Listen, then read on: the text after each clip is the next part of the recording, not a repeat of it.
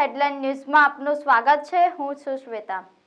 લીમખેડા ગામની વટેડા ગામના સીમમાં દાહોદ નેશનલ હાઈવે નંબર 47 પર અકસ્માત થયેલ ગાડીની તપાસી લેતા અફીણ પોસ્ટ ડોડાનો જથ્થો મળી આવ્યો હતો।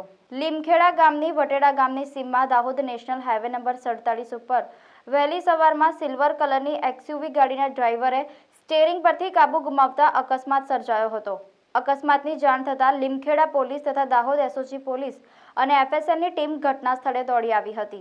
અકસ્માત થયેલ ગાડીની તપાસી લેતા ગાડીમાંથી અફીણના પોસ્ટ ડોડા જેનું વજન 367.870 કિલોગ્રામ અંદાજે તેની કિંમત 11,03,580 અને ગાડી કિંમત 5 લાખ એમ કુલ મળી 16,03,580 રૂપિયાનો મુદ્દામાલ કોઈ અજાણ્યા ઈસમ ભરી લાવી હાઈવે રોડની સાઈડમાં આવેલ લોખંડની રેલિંગ સાથે અથડાવી એક્સયુવી ગાડી પલટી ખવડાવી તથા ગાડી મૂકી કાર ચાલક નાસી છૂટવામાં સફળ રહ્યો હતો।